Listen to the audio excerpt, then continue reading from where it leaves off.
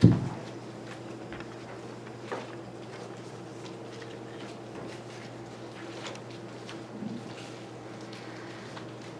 morning. Good morning. Welcome to the Unitarian Universalist Westside Congregation in Rio Rancho. I'm Sherry Nofke, your service associate, and today our speaker is the Reverend Dr. Nancy Hitt, our consulting minister. And a special welcome to those of you joining us online. Our program today is titled The Matrix. We'll be exploring the glue that holds UU congregations together, equipping us to love and support each other and to reach out into our world with that same goal. Our program is founded on principle number 7, respect for the interdependent web of all existence of which we are a part. We hope you experience some new insights into living that principle out in your personal life, as well as our life together today. Our thanks today to Bram and Roxy Kastek for greeting us at the door, to Dana Sanford for manning our sound system, to Carol Eilhart for leading our music, and to Steve Poyani for taping the service. And we have announcements this week, and Carol will start. Hi there. Some of you were able to come to my party yesterday, celebrating my new house. But those of you who didn't know about it or weren't able to come, you didn't totally miss it because I have party food and drink for social hours, so help yourself.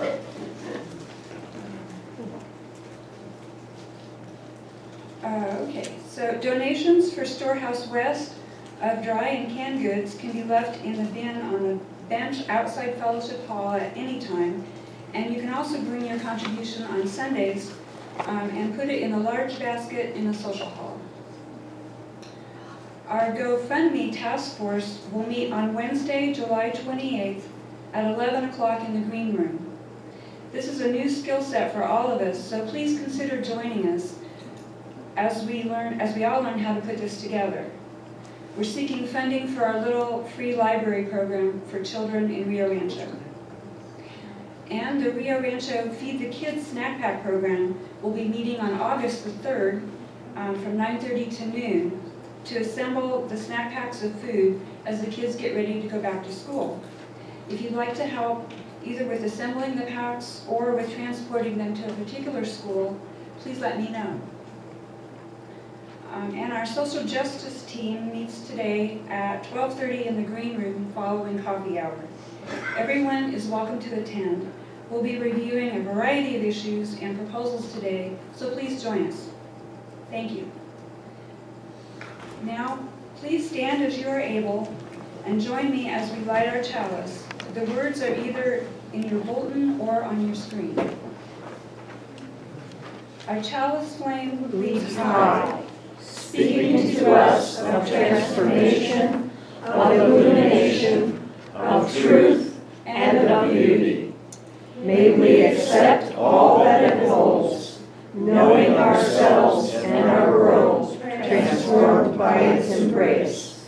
Shalom and blessed be. And let us affirm our aspirations together. Life is a gift.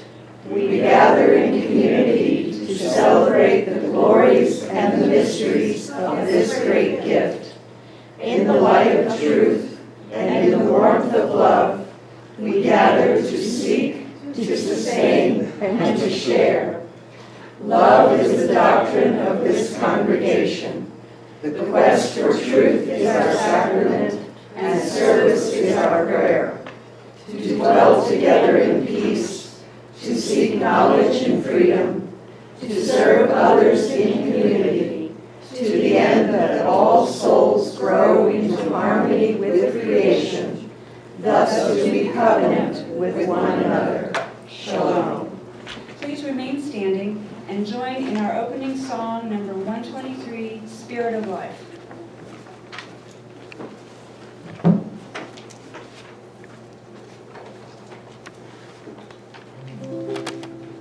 Spirit of life, come unto me. Sing in my heart all the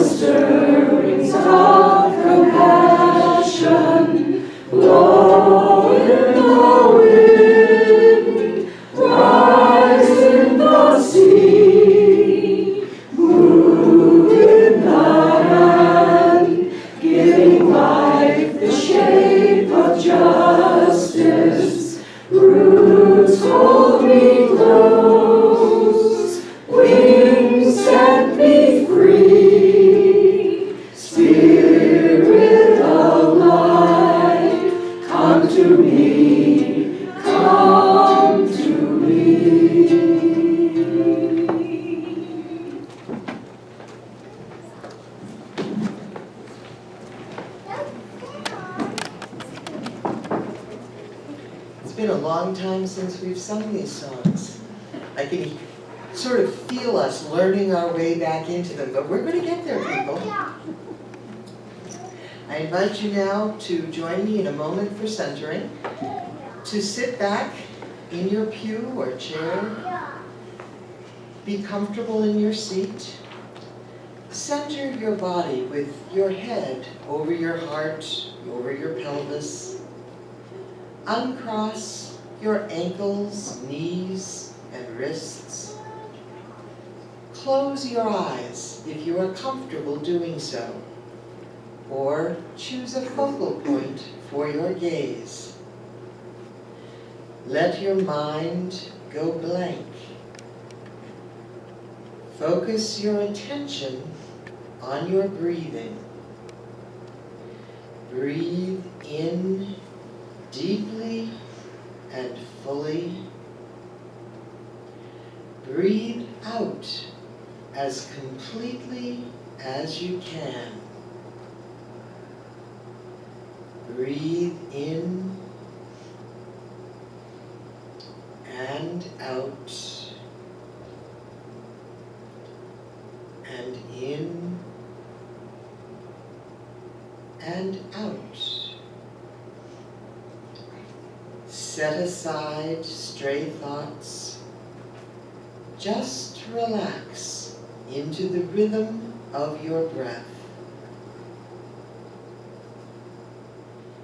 Into that blank space in your mind's eye, let an image of Earth, suspended in deep space, come into focus. Gaze at your home planet, swirling blue and white in the darkness of the universe. As you gaze at our home, notice the crystal glimmer that sparkles over it, around it. Take a closer look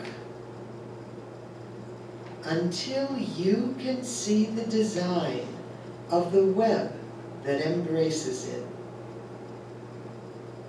the gleam of the pattern that holds our world,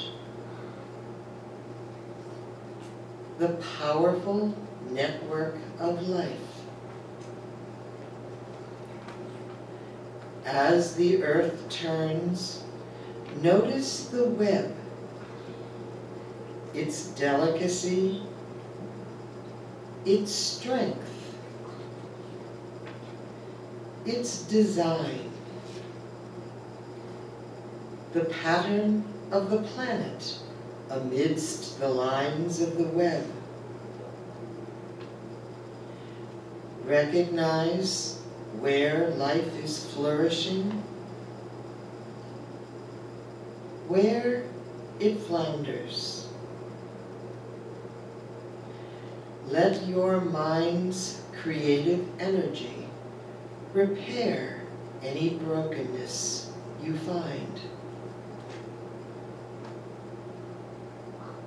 Let it shine up any dullness until your earth is whole and held tenderly, powerfully, within the golden web of life. Let the earth spin as you slowly transfer your attention back to your breathing. Breathing in and out, and in and out. Begin to focus your attention on the here and now. And when you are ready, open your eyes. Shalom and blessed be.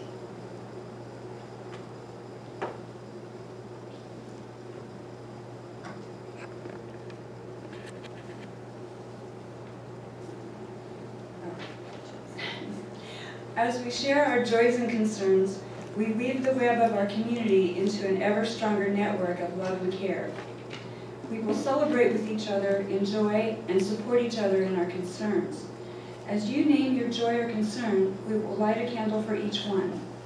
We invite those of you viewing this online to light your personal candle, naming your joys and concerns aloud as we light our final white candle. We'll read this one from the basket first, and then I'll bring the mic around if we have others. So this is a joy. Thank you to Roxy and Bram for all they do. Thank you. It's anonymous. But yeah, thank you. Do we have others who would like the mic? I have one. And Jen. Mine is, I found out yesterday my youngest brother's getting married. And yeah, and I really like his girlfriend, so I'm really happy for them.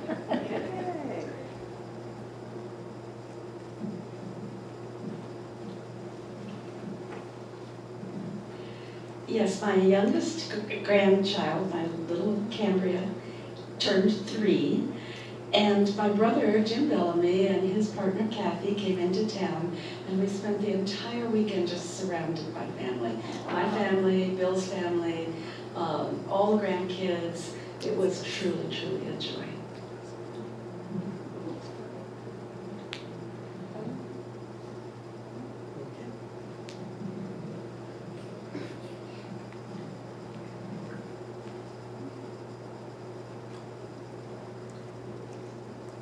We light a final white candle for all that we still hold in our hearts and minds.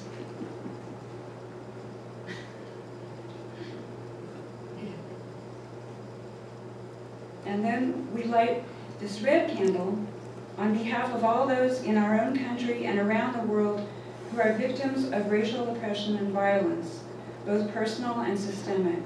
May our eyes be open, our hearts be sensitive, and may we act in compassion to eradicate this evil from our world. Shalom. And now I invite Bram Kastek to share our Animal Ministry Month.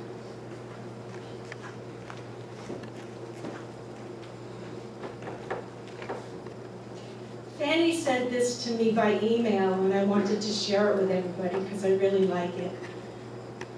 It's called Heaven. A man and his dog were walking along a road. The man was enjoying the scenery when it suddenly occurred to him he was dead. He remembered dying and that the dog walking beside him had been dead for years. He wondered where the road was leading them. After a while, they came to a high white stone wall along one side of the road. It looked like fine marble. At the top of the long hill, it was broken by a tall arch that glowed in the sunlight. When he was standing before it, he saw a magnificent gate in the arch that looked like the mother of pearl, and the street that led to the gate looked like pure gold. He and the dog walked towards the gate, and as he got closer, he saw a man at a desk sitting to one side. When he was close enough, he called out, "Excuse me, where are we?" "This is heaven, sir," the man answered. "Wow, would you happen to have some water?" the man asked. "Of course, sir, come right in, and I'll have some water brought right up." The man gestured and the gate began to open. "Can my friend," gesturing to the dog, "come in too?" the traveler asked. "I'm sorry, sir, but we don't accept pets." The man thought a moment and then turned back towards the road and continued the way he had been going with his dog. After another long walk and at the top of another long hill, he came to a dirt road leading them through a farm gate that looked like it had never been closed. There was no fence. As he approached the gate, he saw a man inside leaning against a tree and reading a book. "Excuse me," he called to the man, "do you have any water?" "Yeah, sure, there's a pump over there, come on in." "How about my friend here?" the traveler gestured to the dog. "There should be a bowl by the pump," the man said. They went through the gate, and sure enough, there was an old-fashioned hand pump with a bowl beside it. The traveler filled the water bowl and took a long drink himself, and then he gave some to his dog. When they were full, he and the dog walked back towards the man who was standing by the tree. "What do you call this place?" the traveler asked. "This is heaven," he answered. "Well, that's confusing," the traveler said. "The man down the road said that was heaven too." "Oh, you mean the place with the gold street and the pearly gates?" "Nope, that's hell." "Doesn't it make you mad for them to use your name like that?" "No, we're just happy that they screen out the folks who would leave their best friends behind."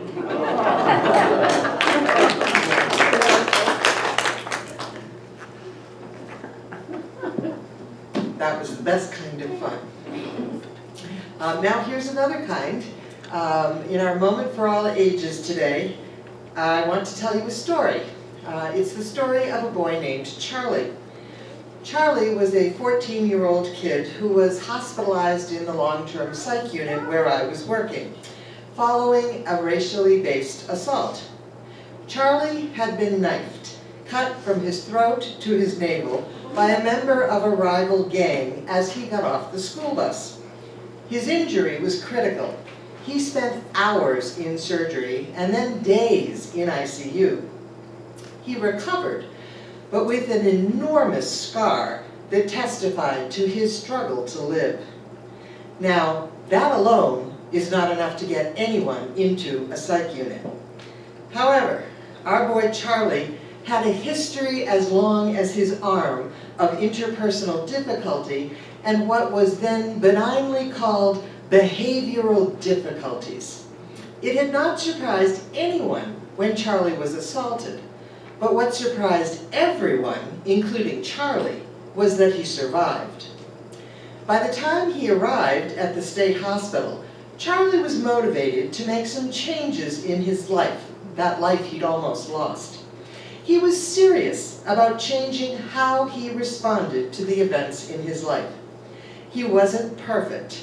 There were plenty of times that the staff could say, "Oh, that's why he's here," and intervene to try and teach him more constructive ways of relating to people. It was not easy for him to change. His whole life had been really hard. Now, Charlie sought me out one day and said, "You need to baptize me. Not your usual therapeutic intervention in an adolescent psych unit in a state hospital." He came to me because, at the request of the kids, I was doing a weekly service with them on Friday evenings. They knew that I was in school to be a minister, and they wanted a service that was especially for them. It took a small act of God for administration to approve it, but they finally had, deciding that denying the spiritual needs of their patients wasn't actually legal, and they were probably better off with me than an outside minister who might not be psychologically sensitive or aware of their patients' needs. So that's the context that Charlie made his request in. I asked him why he wanted to be baptized. He explained that his family were Baptists, and Baptists do not baptize babies. Baptists insist that spiritual commitment needs to come from people old enough to understand and accept the nature of the commitment. So Charlie had never been baptized. But while he was in ICU, he woke up at one point to see a priest, a Roman Catholic priest, hanging a set of rosary beads with a cross over his IV bag. Now, Charlie knew that his survival was iffy. He wasn't Catholic, but he appreciated the priest's TLC. And when it became clear that he was going to live, Charlie decided that those rosary beads were important. They meant something. He kept them. He didn't want to become Catholic, but he did want to commit his life to doing what was right and good. And for Charlie, that meant baptism. Now, I understood what he was saying, It made very good psychological and spiritual sense.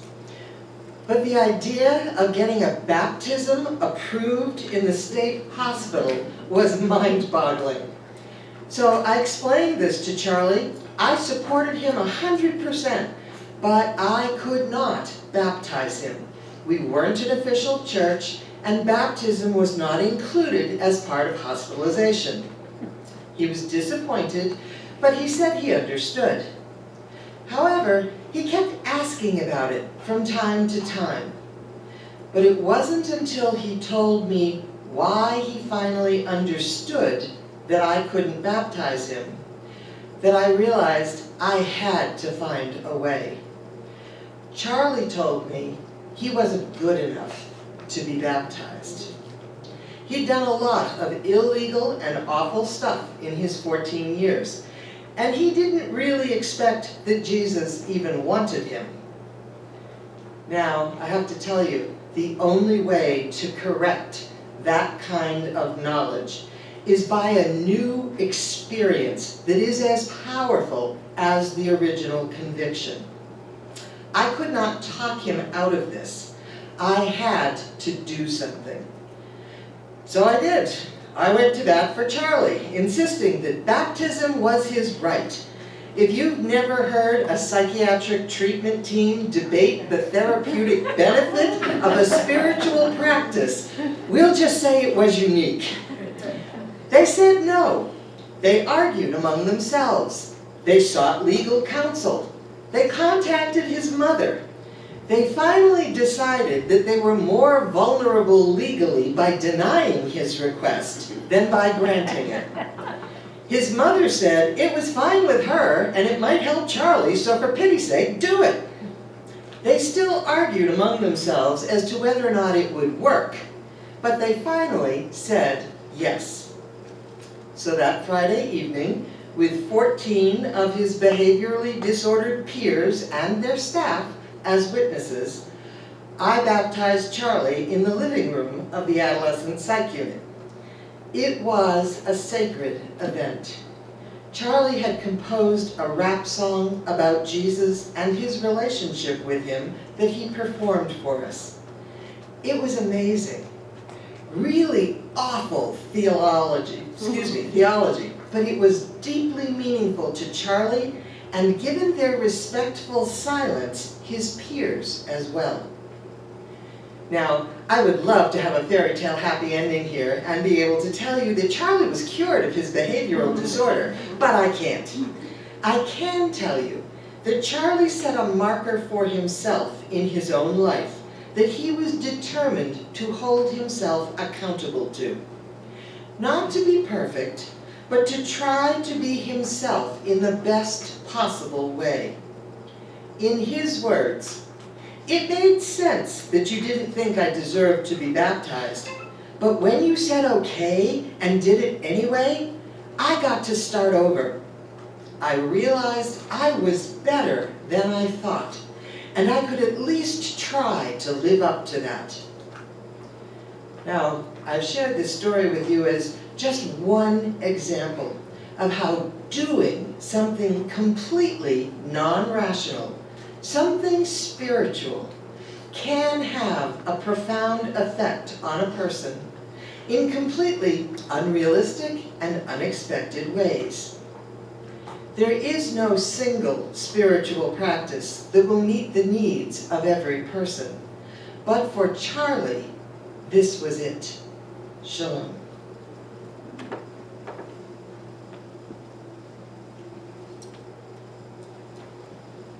Each of us contributes as we are able to the life of our congregation. For all of your gifts that help us become who we are, we thank you.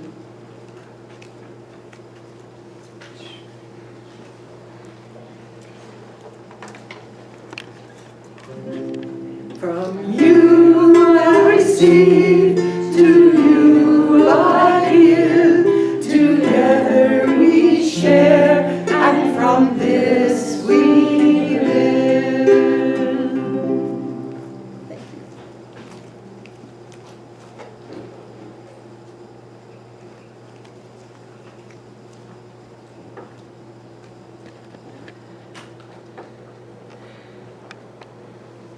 I need to tell you that in the interest of time, I am omitting the reading that is scheduled in your bulletin. I invite you to look it up and enjoy it on your own if you would like to. But I am extremely aware that I have a whole lot to say this morning. And you should know that this is not even the first and only occasion at which I want to address this topic. We will be addressing it in several subsequent sermons as well. So I'm trying to honor our time because I've rewritten this 3 times. And as I told a couple of you, I think it got better each time. One thing it did not get was shorter. So, in the interest of time, after finally being able to return to our live community from the pandemic lockdown, we, very appropriately, began to assess our present reality. We counted heads, we tallied spreadsheets. We've recognized that we have some work to do if we are going to regroup and survive. More than merely surviving, we want to be thriving. The board has declared a growth initiative, a wonderfully appropriate focus for us, and we've begun exploring what that needs to be. I named 3 parts. We need to grow numerically. We want to involve more people in our community. We need to grow financially. We have not been able to fund our current operating expenses for this calendar year yet. And we need to grow spiritually. We need to get better at being who we are. Now, it's pretty obvious that numerical and financial growth are tied together. The more people attend and contribute, the more resources of both people and money we will have. We've also brainstormed a bit and identified realistic and constructive plans for that growth.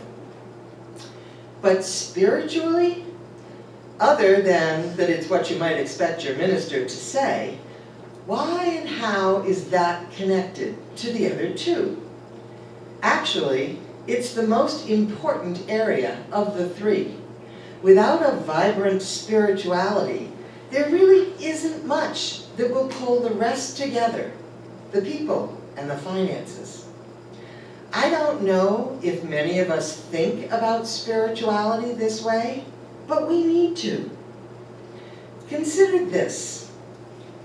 When you ask yourself why people come here, why you come here, what do you come up with? For those of you for whom this is your first time here, what brought you here this morning? I am pretty sure it's not because you were volunteering to sit in a pew and contribute financially in order to make the existing congregation feel good. You came, as other people will come, looking for something more, better, bigger than that. When I arrived here about 6.5 years ago, I asked around. I asked pretty much everyone why they were here. As a non-Unitarian Universalist myself, I needed to understand what drew this community together so that I could support it and help it grow. To my amazement, all I got were negative statements.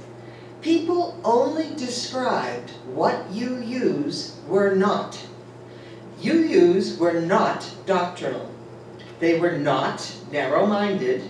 They were not judgmental.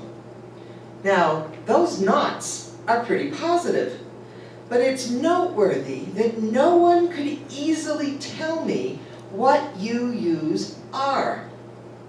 The best anyone came up with is that UUs are very concerned with social justice.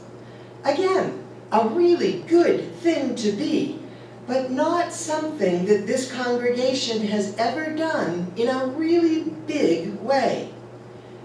Given the limits of being small in size and financially struggling, the congregation cared a great deal, but lacked the resources to do very much that actually affected social change. So why did people keep coming? I really wanted to know so that I could support that. I still want to know, although by now I have a pretty keen sense of what that reason is. And yes, I am going to declare that it is spirituality, or the hope that spirituality offers, that draws us here. I expect some of you may be stunned and others merely surprised to hear that, or outright disagree with me, because we are not an overtly spiritual bunch. But please stick with me. This is something that we need to engage with if we are going to survive. Now I know that some of what I'm going to say may irritate you. You may ignore it and go on about your business as usual. I don't think the congregation will survive very long if you do, but you can still choose to do that.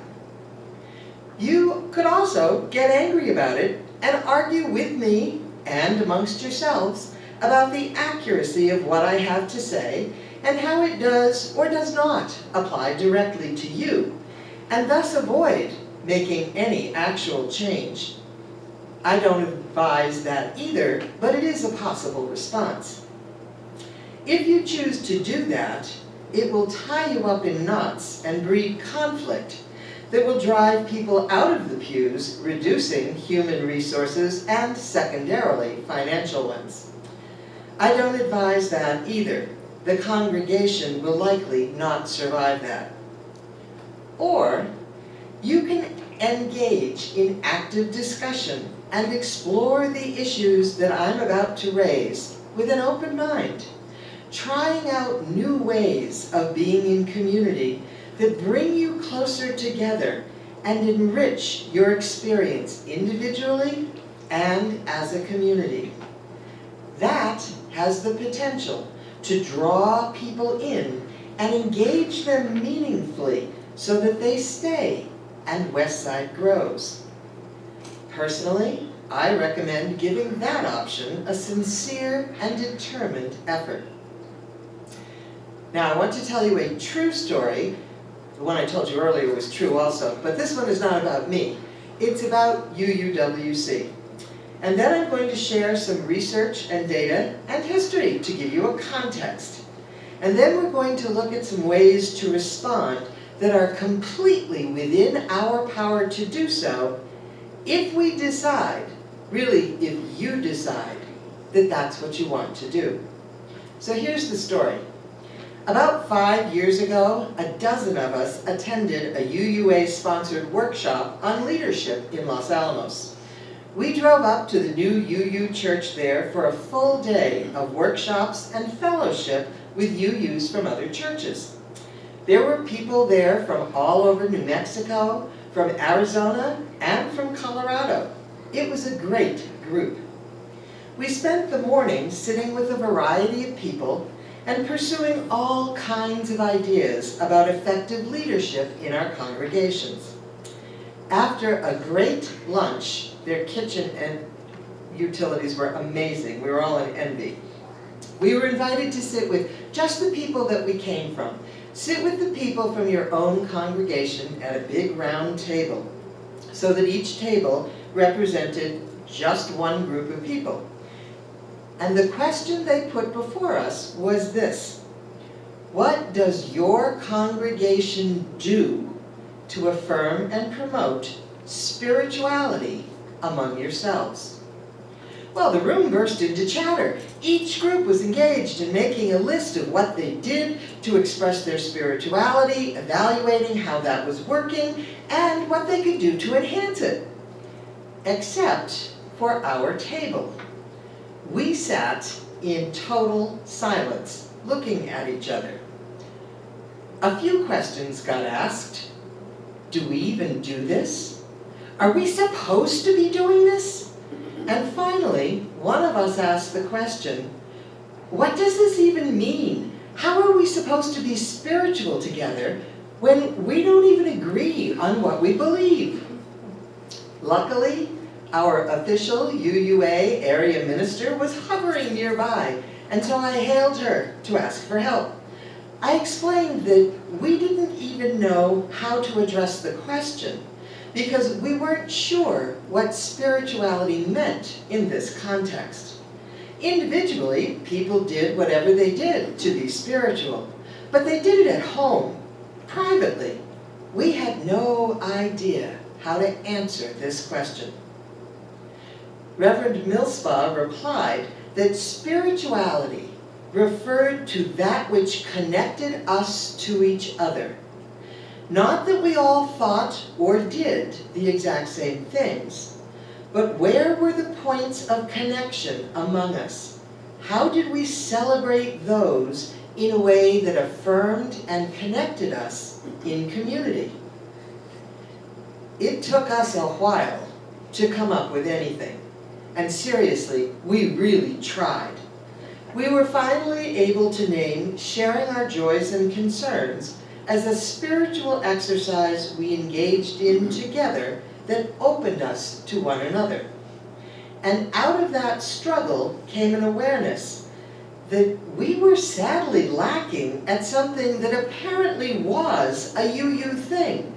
And everybody else in that room was much better at it than we were.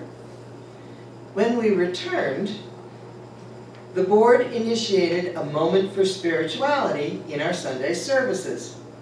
And we pursued learning about different kinds of spirituality and what they meant to individual people among us for the next year or two. But eventually, that petered out as people said, we pretty much heard it all. And while we appreciated individual people telling us what worked for them, we'd run out of people willing to share. New issues arose, and so we responded to those, and spirituality was quietly tabled. That is this community's story. It is not the only chapter in our story, but it's recent and it's real. And it speaks to a denominational difficulty that has been documented historically from the very beginning of anyone being a Unitarian. So here's the larger history. On May 5th, 1819, in Baltimore, Maryland, William Ellery Channing delivered a sermon titled Unitarian Christianity. He basically defined the movement that by 1825 created the American Unitarian Association, whose purpose was to launch a new denomination. Channing is often cited as the founder of the Unitarian Church, although many historical influences precede him. A year after the Unitarians split from the congregational churches, did you know you were once part of them? Seriously. Channing wrote that Unitarians, and I will quote this part, had overemphasized the mind over the heart and soul, and overemphasized reason over imagination and poetic enthusiasm. He went on to say that people would need to look outside the Unitarian Church for, and I quote, that which will disclose to us the depths of our own souls. He was appalled. This from the man who started the whole thing. A generation later, the Transcendentalists, who are a key piece of UU history, were protesting a lack of enthusiasm among Unitarians, again because of exaggerated rationalism. No less a person than Ralph Waldo Emerson, some of whose works are in the back of our hymnals among those readings, and who was a Unitarian minister, resigned from the ministry, calling Unitarianism corpse cold. Theodore Parker, another highly influential Unitarian, whose words are also in the back of our hymnal, critiqued Unitarians harshly by saying, and again this is a quote, "The defect of Unitarians is a profound one.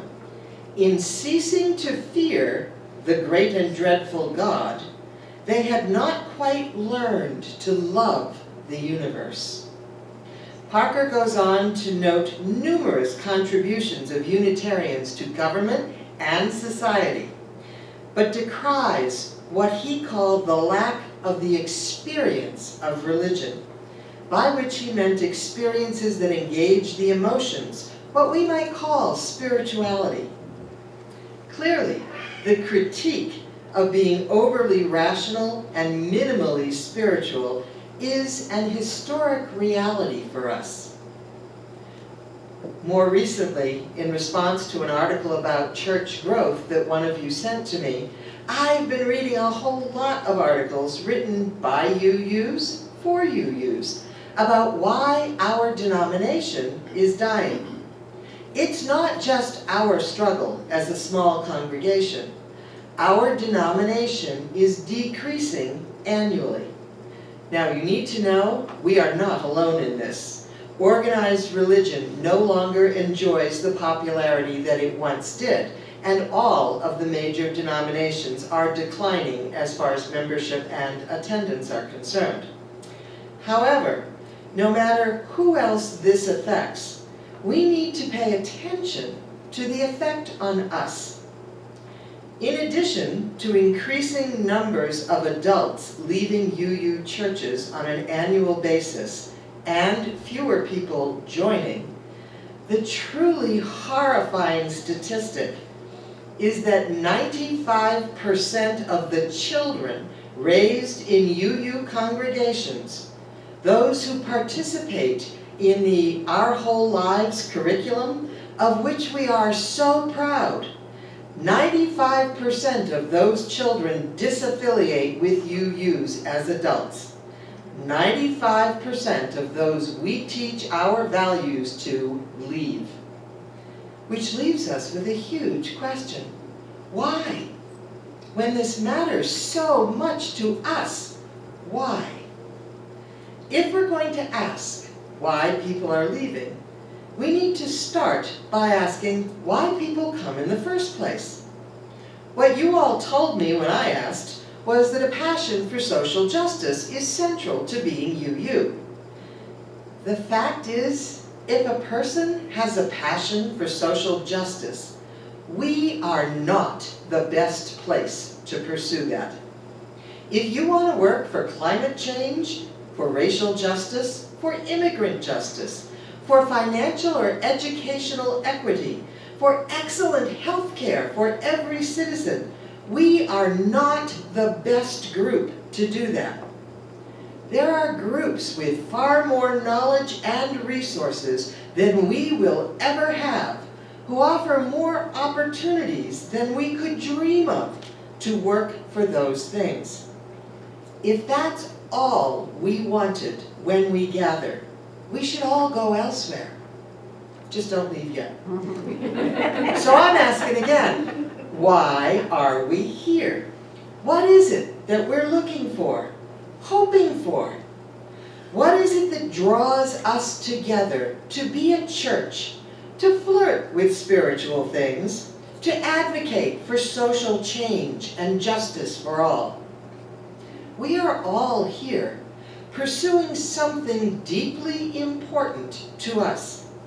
Each of those secular groups that work so well for the causes they represent does so with a single-minded focus. They are admirable, but they are not a church. They do not represent wholeness. They make no effort to balance life, to find meaning and purpose. Nor should they. That is beyond their scope. They are tools to address specific areas of our human culture. They make no pretense of focusing on anything else. If you want more than that, you come to church seeking integration and balance and meaning in life, wholeness. Maybe you don't think that's why you're here. And since no one could ever really tell me why they're here, perhaps you haven't put it into words quite that way. But consider this. Scientific research, especially in the aftermath of the lockdown for COVID-19, cites a high degree of despair in our society at large. This is not just UUs, this is everyone. Right now, suicide rates are up. Deaths from drug overdoses are up. Requests for mental health care are up. This is not surprising in view of the stresses of 2020. But what is intriguing, at least to me, is the solution. The most helpful response to people feeling overwhelmed with despair and sadness is not to encourage them to pursue happiness. Not to encourage them to pursue happiness. In fact, the pursuit of happiness is counterproductive. Happiness is temporary, a matter of finding particular circumstances that make us feel good while we're in them. Happiness is also fleeting. It's dependent on those circumstances to exist. What actually makes a difference in people's lives is having 4 things be in place. The first is a sense of belonging, which is something that Westside can offer. And you should know that the higher the demands a congregation makes on its members, the greater the sense of belonging, obviously within reason. But high demand congregations, people have a greater sense of belonging to. Second, a sense of purpose, not just for the here and now, right this minute, but an overarching sense of the purpose of a person's whole life. We could work with that. And thirdly, the willingness to step outside themselves, to transcend their immediate circumstances and acknowledge meaning greater than themselves. This is our challenge. We don't transcend easily. The fourth one is storytelling. For many people, this starts in external stories of myth, which we don't have as a group. But personal storytelling and sharing those stories in community also counts. And this we could do. Research documents that the most important thing for maintaining life and joy in life is a sense of meaning, a process of making meaning out of the experiences of one's life that are both joyful and tragic events. Religion traditionally offers this. We could do this if we wanted to, but it might not come easily to all of us all the time. We, as a congregation, need to make decisions about that, because it's not a one-and-done decision. This is a commitment to an ongoing, permanent process. It involves a commitment to spirituality, to finding those points of connection that Reverend Millspad identified as holding UUs together. That our 7th principle, remember the interdependent web of life? That principle and our first source. Check your bookmarks in your pews. It'll blow your mind if you're thinking rationally, because it's not. Those things speak to this. It involves searching and celebrating and experiencing the meaning of our lives together. It's a doing, not an assent to a nice idea. So how do we do that? Well, the short answer is, as UUs, we do it with great difficulty. Some UUs do it regularly, to the embarrassment of other UUs. Cups, our pagans among us, have cornered the UU market on spirituality. And yet, on any given Sunday that Cups is leading this service, we have a whole bunch of people who just stay home because that's not my thing. And of course, it never will be if you don't come and you absolutely refuse to learn from it. Now, I am not suggesting that we all need to become ardent pagans. I know there are people here who think that would be wonderful, and that's okay too. But I'm not telling you that's the cure or the answer. What I am saying is that we all need to be open to UU voices that embrace spirituality as something that is worth doing. And if pagan spirituality isn't our thing, then we need to find out what is and engage with it. Now I'm sure some of you are sitting there just thinking, yeah, I'm just not spiritual. You're not interested in all that non-rational stuff, which makes sense, since that is what UUs have critiqued themselves for since there have been UUs. We tend to collectively prize rational thought and academic achievement, and then bemoan the fact that people aren't attracted to us, that our own people leave because what we're offering isn't enough. We prize science as rational, intellectual, as truth.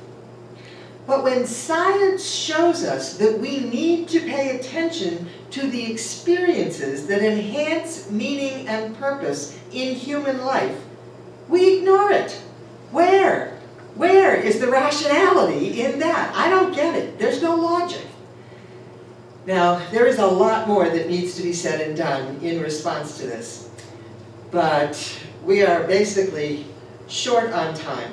So I can promise you a whole lot more about this in the future. This is hopefully an appetizer, something that will stimulate your thought process, your feelings, and some integration between the two. We need to have a rational discussion, for example, of how science and spirituality intersect and overlap. And I'm looking forward to it. Here's the bottom line. If you've ever lost track of time doing something you love, you've had a spiritual experience. Whether that's painting or dancing or writing or sex or jogging or reading or singing or cooking or crafting, all of it counts. Praying and chanting and meditating also count, but they are not the only ways to be spiritual. If we're going to initiate growth as a community, we need to address the unspoken hope that draws us here. We need a way to integrate body, mind, and spirit as we live in the scientifically and spiritually interdependent web of life. That's why we come here. We seek balance and integration and meaning. We seek social justice, rational thinking, and transcendent spirituality. We seek wholeness, holiness, meaning and purpose, one and the same. Shalom. Now, we don't have time for conversation, although I've seen a lot of facial expressions and gestures, and I really wish we did. But please take time to think about this, to digest it, to talk amongst ourselves and during coffee hour. And I'm going to invite you at this point to stay seated, because the song that we're going to sing, Carol needs to teach us. We learned it once, but we're pretty sure we need to learn it again. And I've chosen this specifically because singing is a spiritual practice. It's something we do as individuals and as part of a group. You can hear your own voice, you can hear voices around you. The lyrics provide meaning. It is a multi-purpose, multi-sensory activity, and this is a spiritual thing we can do together. It's all yours.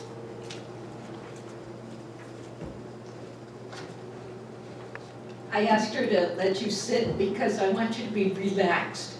Don't have anxiety about this, okay? We know about the Falco Bell Canon. I just wrote new words to it. And the various parts, you're looking on the back of your bulletin there, yeah. So let's try singing the first line. I'll sing it a couple of times. Celebrating every moment, all the time we spend together, celebrating every moment, all the time we